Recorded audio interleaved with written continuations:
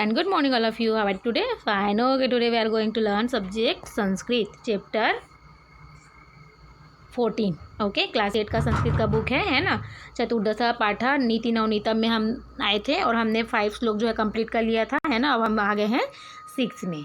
Okay चलिए मैं आपको इसको पढ़ के भी बताती हूँ और इसका अर्थ भी आपको बताती हूँ। कामम क्रोधम तथा लोभम स्वादम श्रृंगार कौतुके अति निद्रामति सेवाम च विद्यार्थी हष्ट वर्जेत। वरम प्राण परित्यागो मानभंगे न जीवनात् प्राण त्यागे क्षणम दुखम मानभंगे दिने दिने।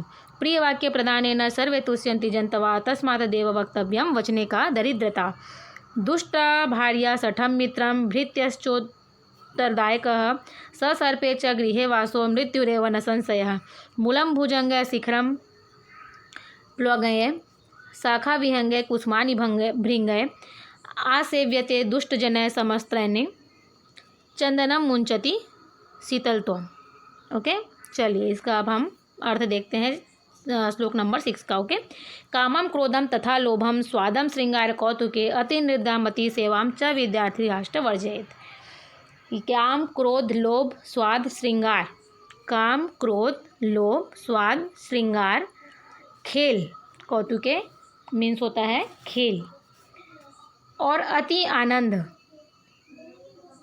अति निद्रा अति आनंद, ये 8 विद्या अध्ययन के क्या हैं, शत्रु हैं।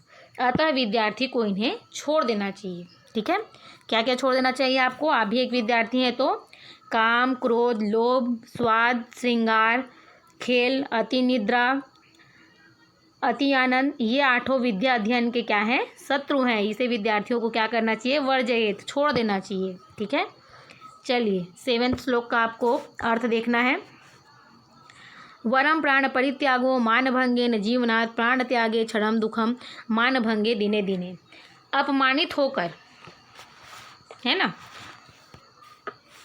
अपमानित होकर जीने से मृत्यु श्रेष्ठ है। मृत्यु में क्या होता है, एक बार दुख होता है, और मानभंग में हमेशा दुख होता है। दिन दिन माने दिनों दिन रोज का दुख होता रहता है। ठीक है, इसका अर्थ आपका क्या है, अपमानित होकर जीने से मृत्यु श्रेष्ठ है। मृत्यु में एक बार दुख होता है किंतु मान हानि होने से हमेशा दुख रहता है। ठीक है 8वां देखिए श्लोक। प्रिय वाक्य प्रदानेन सर्वे तुष्यन्ति जन्तवः तस्मात् देव वक्तव्यम वचने का दरिद्रता। मधुर वचन से सब जीव क्या होते हैं, संतुष्ट होते हैं। सर्वे तुष्यन्ति जन्तवः सभी संतुष्ट होते हैं, सभी जंतु संतुष्ट होते हैं। तस्मात् देव वक्तव्यम इसलिए वैसा ही बोलना चाहिए। वचने का दरिद्रता, ऐसी वचन में क्या दरिद्रता है। ठीक है, प्रिय वाक्य प्रदानेन सर्वे तुष्यन्ति जन्तवः तस्मात् देव वक्तव्यम वचने का दरिद्रता।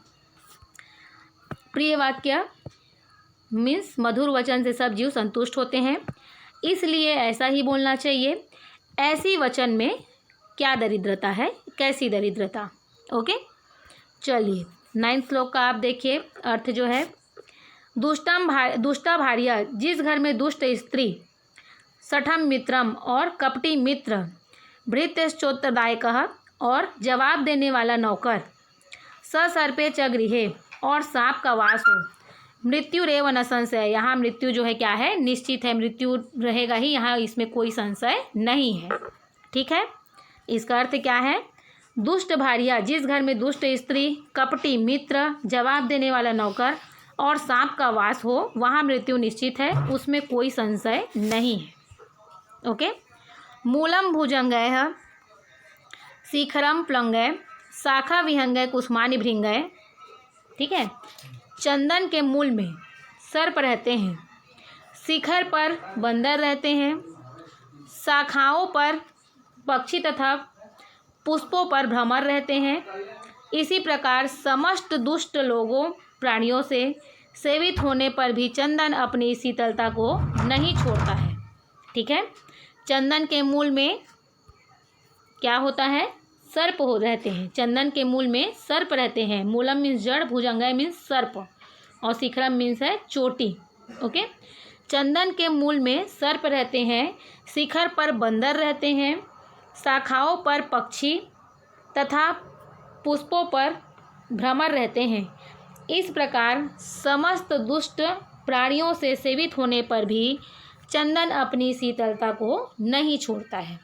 ओके, आई होप आपको ये समझ में आ गया होगा।